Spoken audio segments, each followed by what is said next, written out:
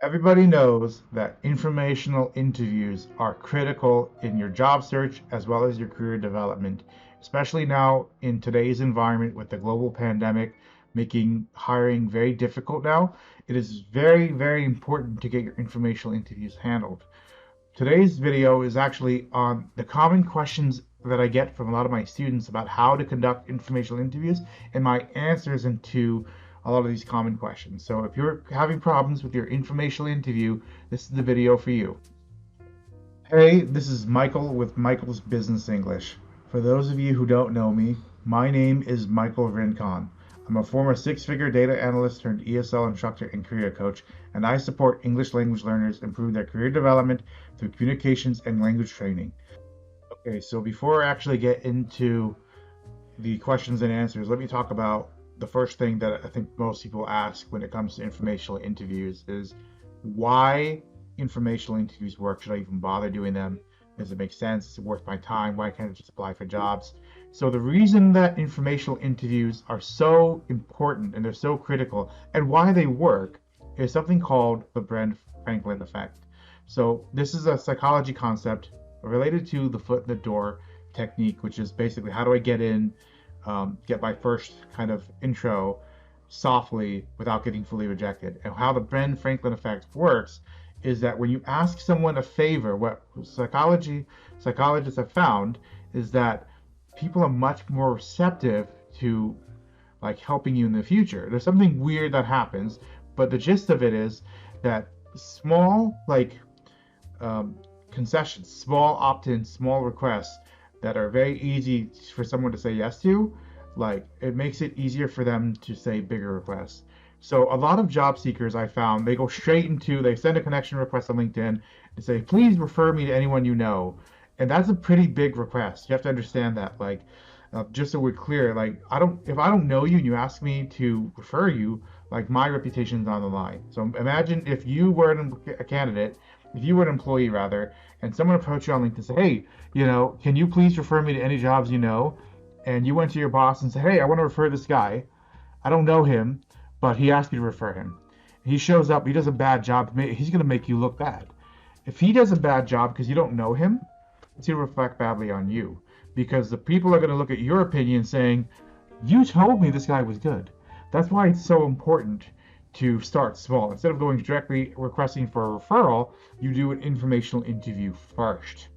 Okay, now that we've talked about like why it's so important to do informational interviews before you ask for a referral, let me start going through common questions I get from students who are asking me like, what do you do for an informational interview? So one question I've gotten is like, why is my conversion rate so low? An example was someone who I spoke to, and what she noticed was that when she would reach out and connect with people on LinkedIn, one thing that happened was she would only get a certain percentage of people who were like employees would accept an informational interview request, but hiring managers would be much lower of a conversion rate. And I'll just cut to the chase. The higher up you go in an organization, the more people who are flooding the inbox for requests. So, for example, if you are an analyst, example is me, I very rarely got in-mails or connection requests or emails from anyone who was looking for informational interviews because I was a data analyst at a staff augmentation firm as opposed to being someone who works at Google. So you can imagine like working for a smaller company, people don't know who I am, they don't care because I'm not a top 10, whatever. So the chances when someone reaches out to me, I typically would get more excited because I'd be like, oh, someone's interested. Like no one ever asked my opinion on this. So the first time this happened was back in 2017, shortly after I had started working at Bank of America on a contract basis. And this girl who's an MBA at a university reached out to me saying, and it's hindsight, like if you've seen my video on the book recommendation for 2 Hour Job Search, she did it, I think, almost word for word. And I think the reason she did it word for word from 2 Hour Job Search is because she went to a school very similar to the school that Steve Dowden, who is the author of 2 Hour Job Search, he taught this stuff at other schools that are also in the North Carolina area. So interesting observation. But the point I want to make is that one of the reasons you're not getting a high open rate, a high connection rate, and a high interview rate is because you're simply targeting people wrong. So understand, like, if you target certain people like at a higher level, it's going to be much harder for you. So for example, if I was to go send a cold email out right now, just randomly, to someone who worked at Bank of America, I might have a better chance than if I was to do it at Facebook. Because how many people actually apply for a job at Bank of America compared to Facebook? Let's just be honest here, right? Like certain companies, even though Bank of America is a Fortune 500 company, I love working at Bank of America when I work there. Understand that, relatively speaking, that most people are not looking at smaller companies. They're looking at the top 1%. They're looking at companies like Facebook, Google, Disney, Cisco, um, Twitter, maybe Zendesk, the tech companies, the things that are most attractive. Like, the same thing is true with consulting. Like, if you work at McKinsey or PwC, KPMG, that's going to be a lot more competitive. There's going to be a lot more supply of people trying to get informational interviews and get referrals for those roles than there will be for, say, a job at Round Point Mortgage. You see, like, you probably haven't even heard of that company. I had not known what that company was until I saw a job posting years ago on Indeed, and I applied for it. And I happened to get that whole thing was it's a whole other story. But the point I want to make is that it's a lot easier when you look at the certain targets. With that being said, if you still want to go for like the top companies, like if you're still having problems with those, and you still want to go directly to the hiring manager, I do have one other solution for you, which is that instead of going directly to that person, instead of going to the employee or the manager at the company you're interested in, I suggest instead doing something else. And this is something that I don't have a strategy for this, but it's something that I've seen work really well in general. And basically, if they have a social media following, a social media following, especially on LinkedIn, you follow them on LinkedIn, you engage on their content on LinkedIn, you comment thoughtfully, and then you start pitching them. So instead of like sending a connection request immediately, what I'll do is I will go and see what they're doing on LinkedIn. So for example, let's just say if I wanted to get a job at Google, I would find people who work at Google and see what they're doing on LinkedIn and engage with them on LinkedIn. Not necessarily like maybe daily if possible, but you'll have to kind of test it out and see what works for you.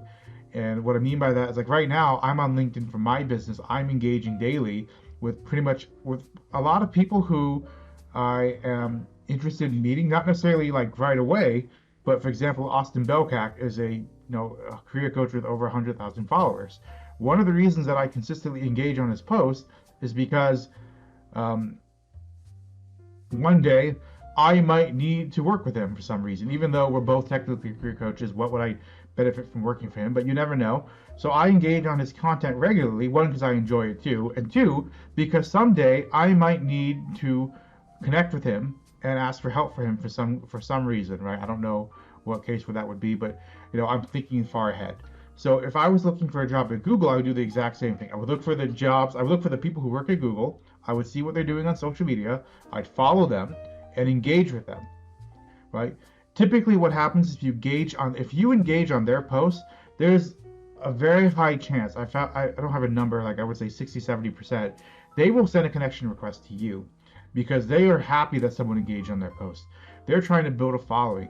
So all of a sudden, like, instead of you trying to go to them and saying, hey, can you connect with me and accept my connection request, they're coming to you.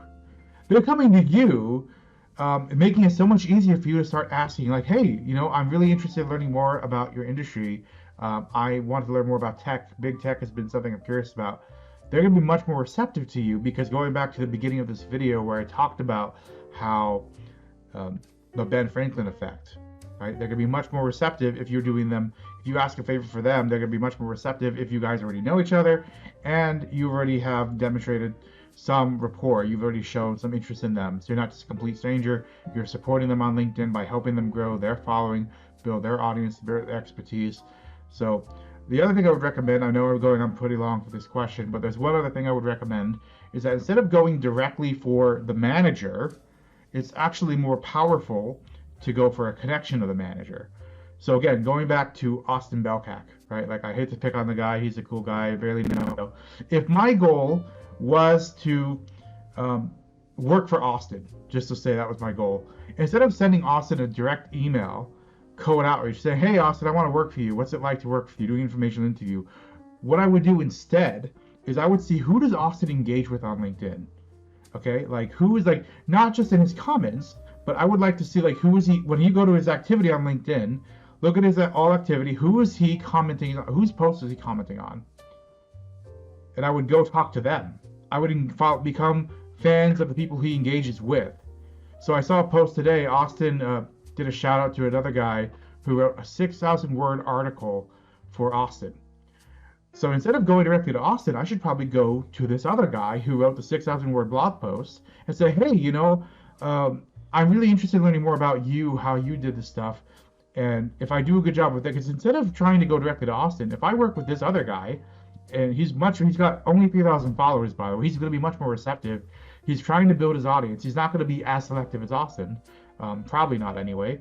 If I go directly to this guy and I engage with him and say, hey, you know what, like I'm really interested and learning more about you. What are you doing? How did this work? I'm like, if I wanted to be a blogger for Austin, for example, that's what I would do. Like, go to this guy, say, hey, I'd love to learn more about what prompted you to write this 6,000 word article, what was your process, all that stuff, all the typical informational interview questions that you would ask someone to learn more about, to show interest in them, as well as show your expertise and to get a referral.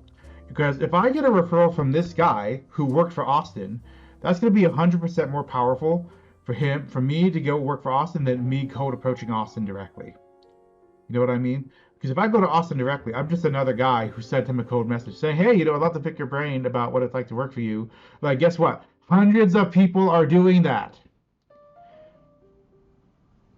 Hundreds of people are going to, like, maybe not hundreds, I don't know. But like, it's happening a lot. But if I go through the back door, like there's actually a book called The Third Door that I think talks about this as well. I'm going to recommend that one soon. I'm still going through it. But, excuse me.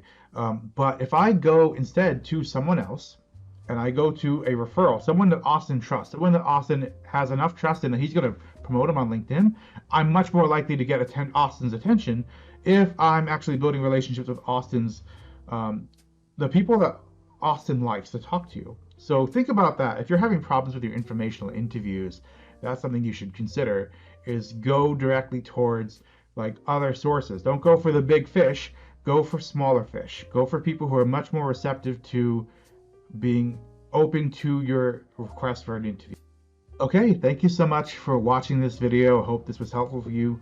Please leave a comment below letting me know what you learned from this, what questions you still have.